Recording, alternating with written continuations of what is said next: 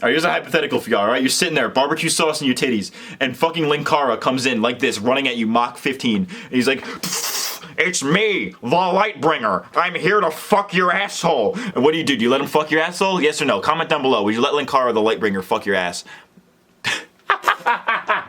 Would you let Linkara throat fuck you? Hey paisanos, it me, MattCMG, and welcome back to Internet Idiocracy, the show where we talk internet culture shit. And today, I got a bit of a rant for you. Classic MattCMG rant. As you all probably know, I do a lot of media analysis videos on this channel. You know, between the anime videos, the Nickelodeon series, Avatar Month, and some other videos that I got cooking up later in the year, I'd like to think that I'm quite experienced when it comes to doing these kinds of things, right? These kinds of videos. Now, I've been watching reviews of stuff for years, whether it be Nostalgia Critic back in the day, Rebel Taxi, and some others in the cartoon community, and even the guys like Scott the Woz for video games. Sure. I have a lot of respect for people who make these like intricate analysis videos that are more than just reviews, where the, videos where you can tell that the person actually gives a shit about what they're talking about. You know, not just saying, oh yeah, this is kind of good or this is kind of bad, but like actually like analyzing and going in depth and going hard in the fucking paint, you know what I'm saying? But aside from the select few who truly do know what they're talking about, most modern media analysis kind of fucking sucks. I don't know what it is, man, but there are just so fucking many people who simply do not understand what they're watching, nor do they make an attempt to understand what they're watching, and I see takes like these strewn about all over the internet. It seems like the standards by which people judge media are changing, and as somebody who has a clear set of like guidelines or things that I look for in a show or whatever, it really bothers me. This video will serve as a bit of a rant about why most people should not be taken seriously when it comes to media analysis, myself included, I guess. So smash the motherfucking like button! No! And let's get right in to why most modern media analysis kinda sucks. Crazy thumbnail. Whoa, this thing kinda stinks. Bruh. But before I go too hard in the paint today, I do want to make something very clear. There is absolutely nothing wrong with casually watching shit for the sake of entertainment and nothing more. You know, it's perfectly fine to like watch, Cowboy Bebop or some shit and like, not care about what it's trying to say thematically or anything like that, right? If you are content with watching something and not like dissecting its themes or its character growth or any of that shit, then that's totally fine. But like also, what the fuck are you doing? For me personally, as somebody who does videos about the stuff that I watch, I try to look for this kind of stuff on purpose. Like I have this like unspoken checklist of things that I look for, like character dynamics, world building, story, shot composition, visuals, especially in animation, and how all of that ties together to make the theme. I love a good theme, right? That's like the most important thing by my standards. Obviously, not everybody has to have those same standards because some people just see things through a different lens and can get something different out of it. However, this becomes a problem when your media literacy skills are that of a fucking amoeba. This often manifests itself in a political way from what I've seen, where people will hate shows that feature things that are, by today's standards, problematic. And then this isn't just like Song of the South and some other shit that has just aged horribly, but rather people judging the quality of a thing based on how socially progressive it is. Doing this under particular contexts is fine. Like if you're gonna make a video about how like the politics and Star Wars mirror our own, I think that's a real video actually, then that stuff is fair game, right? What isn't fair game though is seeing a movie where a white guy happens to be the hero and a black guy happens to be the villain and then like claiming it's racist because it shows a black person in a negative light, even if there was like a good reason for it. An example from the opposite end of the spectrum would be chuds like The Quartering seeing a woman in a lead role and they're immediately like, oh, this is gonna suck because it's SJW pandering or whatever the fuck they do these days. Most of my family died in concentration camps. What? Stupidity knows no party lines. This is especially the case with older stuff because, you can't expect things made 50, 20, or even 10 years ago to line up with modern sensibilities. One of the most common versions of this that I see are when people judge characters not based on whether or not they are well written, but by how good of a person they are in universe. For example, and this is a little throwback to my last series that I just ended, Sam from iCarly is not exactly a stand-up person. The character is intentionally written to be a bad person, where she commits crimes, abuses people, all that shit. She's a mean person, but that's like the point of her character, right? Some fans have seen this, however, and state that this makes her a bad character because well-written characters only do good things in their eyes. This Reddit post is a great example of what I'm talking about. They claim that she's a bad character because she does bad things, in a comedy, mind you, and that the show doesn't treat abuse as a serious issue. This was a children's comedy in the early 2010s. Having a 2022 portrayal of healthily dealing with parental abuse wasn't exactly their first priority minority. And that's not to say that you can't have a children's show that deals with this stuff, because shows like that obviously exist, but not every show needs to like deconstruct it and tell you that it's bad. In fact, with the Sam example, the literal joke is that the way she handles things is bad and unhealthy. The joke isn't, haha, look at this kid who faces parental abuse and then takes it out by abusing others. The joke is like the way she deals with it, often in comically excessive ways that no real person would actually do. You know, I've been using Sam from iCarly as the main example here, but there are plenty of other examples as well that I've heard of. Keeping in line with Nickelodeon shows, Tori Vega from Victorious gets a lot of shit for similar reasons. Don't be disrespecting my girl Victoria Justice, bro. I'm squaring up for my queen, bro. Hey, Victoria Justice haters, got a fucking treat for you. In certain contexts, pointing out that a character is a bad person is fine. Like if you're doing like a character analysis or something like that, you know, like trying to explain why they are the way they are, that's fine, right? But to say that it's badly written because they're a bad person is fucking asinine. Think of all the fantastic characters out there that do horrible things, right? You know, you got the Joker, Darth Vader, Walter White. Being a good person and being a good character are not the same thing.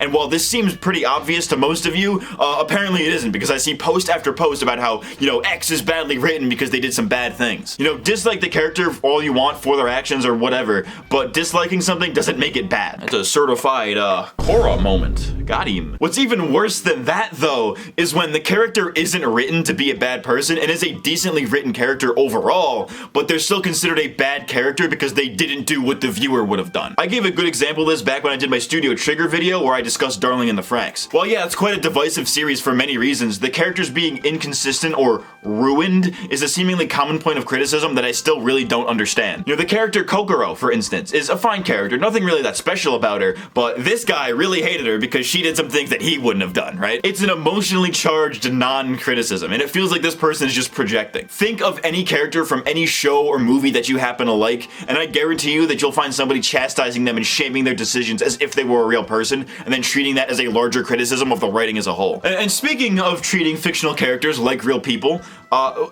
what the fuck is a comfort character? Like, I looked this shit up, right? And apparently it's a character that makes you feel safe and happy when upset, sad, down, etc. And maybe I'm just like, you know, like out of touch fucking boomer mode, but I don't fucking understand this. You know, I can understand how a show can cheer you up and help you forget about your hard day spitting in people's McChickens, but when did we start forming like real human connections with fictional characters? Like, this just sounds like unironic waifu garbage with extra steps. Like, apparently it's like a mental health thing, like, you know, connecting with this character helps me deal with my anxiety or my trauma or whatever, which I guess is fine if that works for you, but in my neck of the woods, we just call that liking a character. You know, like, I can relate to Naoto from Fooly Cooly, or like Lane from Serial Experiments Lane, or Mordecai from Regular Show, but I wouldn't call them like comfort characters, because I don't find comfort in them, I just happen to share similar experiences. Like when I have problems in my life, I just solve them in real life. I don't look to a fucking drawing to find the answers, right? WWMDLD, what would Monkey D. Luffy do? If your main way of dealing with your trauma is through a comfort character, what do you do when that character dies? What if your comfort character is like Glenn from The Walking Dead, where, like, spoilers by the way, he gets his head smashed into like a fine fucking paste on screen, turns his skull into fucking jelly? Like, what do you do? What do you do in that case, right? Do you just fucking JFK yourself? Ooh, and this leads me into another tangent, right? Thinking the writing is bad because your favorite character dies. Like, if I had $1 for every time I've seen this exact take or a take adjacent to this, I frankly wouldn't even need your money from patreon.com/MattCMG. Now, give me money. Missing the point seems to be an extremely common thing for media discourse. You know, I've touched on it a bit already, but things happen in stories for particular reasons and to drive home a specific point. Seems obvious enough, right? So when I see people saying something like, Scott Pilgrim is like kind of a piece of shit for dating a 17-year-old, as if that's like some sort of revolutionary concept nobody's ever thought of before, it irritates me. Congratulations, you saw the point, yet also somehow missed it completely. Like, yeah, dating a 17-year-old when you're in your 20s makes you a bad person, a groomer by some standards, but that's fucking obvious. The point of his character is that he's a shitty person who learns to not be a shitty person. That's like character writing 101, and these people somehow completely missed that. Alright, we've gone on like 5 tangents, let's calm down for a minute. In a previous episode, we talked about how the MCU has had a negative effect on the movie industry and film discourse as a whole, but I think I've found a new contender for that title. YouTube critics, and they do this in a few ways. Firstly, one of my biggest pet peeves with video essays are when the video is unnecessarily long. Now, I'm not opposed to like these multiple hour-long videos. In fact, I have some of my own in the works right now, but I'm only okay with it when that time is spent actually analyzing shit. Most of the ones that I've seen spend more than half of the runtime just like recapping the plot of individual episodes or whatever the hell they're talking about, which kind of pisses me off. Maybe it's just me and my anal standards, but I've always liked to operate under the assumption that you have seen what I'm talking about, so I don't see the point in doing like a super detailed recap. Like, just watch the shit and then you have your context. At most, I'll do like a brief plot synopsis of the whole thing just to get people who haven't seen it up to speed, and I realize that it usually alienates a large part of the audience to not go crazy in depth with each individual episode, but we gotta cut the bullshit here, right? You know, I have things that I want to say, and if context is necessary to say it, then I can give that context as briefly as possible. And just so you know, when I'm saying this, I'm not even just talking about like a fucking 8-hour Quentin Reviews video or whatever, like these 5-hour-long video essays,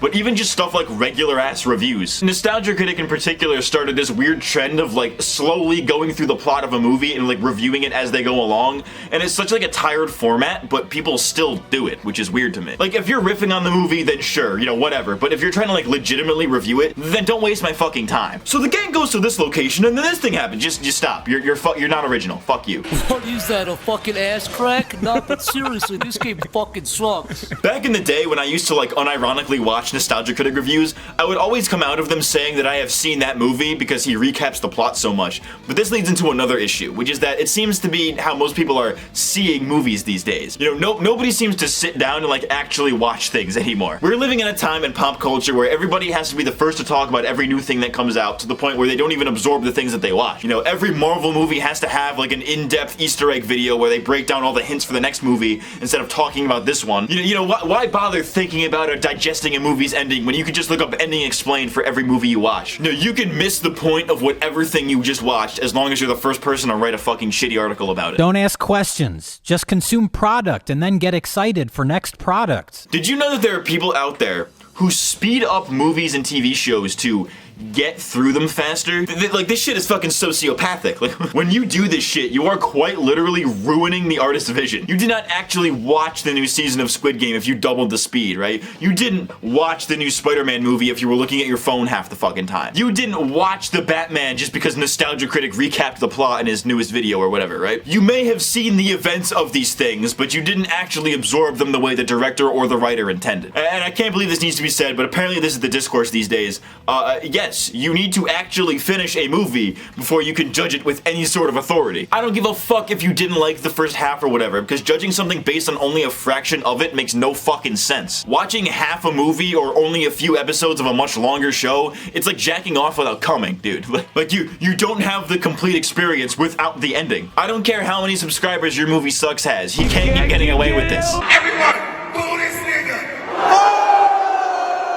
Shifting gears, I got 2 words for you. Cinema sins. Whether they're just joking or not is irrelevant, because they have normalized the most boring and soulless way to watch movies. You know, pointing out every cliche or minor continuity error is not criticism, it's nitpicking. Cinema sins does it for a joke, but people do this shit unironically. It's weird. A little water meme. Minecraft moment. It ultimately comes back to missing the point, which is incredibly easy to do because most people simply aren't literate enough in the language of film or in storytelling to actually know what they're talking about. At the end of the day, there really is no solution to this problem. The only potential solution I could think of to alleviate moronic media criticism is to start teaching media literacy in schools, except they already do that, actually, in most public schools. At least in mine they did. They just do it in the least intuitive way possible. You know, they do teach media literacy. That's kind of like the entire point of your average fucking high school English class. They just do it through books nobody gives a shit about. I think the best way to get kids to actually enjoy the act of media analysis is to teach them using shit that they actually like. You know, like, instead of like boring old shit that kids can't relate to, like Shakespeare or whatever, maybe let them like choose what they want to analyze. You know, they're already watching TV shows and stuff, you might as well just use that to your advantage. If a kid wants to write his essay on End of Evangelion, then let him do that, right? I mean, he deserves to get swirlies for the weeaboo nerd he is, but if Ava is what gets him to actually care and treat media the way it's supposed to be treated, then let him do that.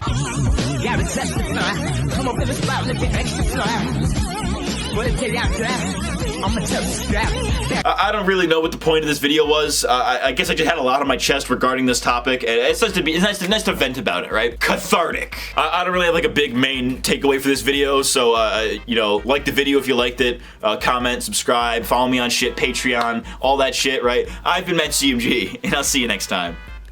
Thanks for watching. Melvin, brother of the Joker.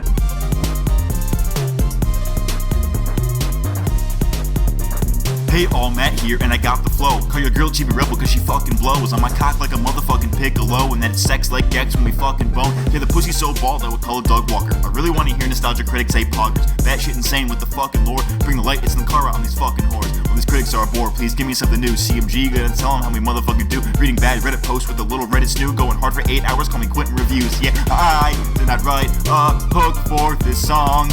I have AIDS and a fat fucking dong. Give me money at patreon.com/MattCMG and follow me on Twitter. That was fucking heinous.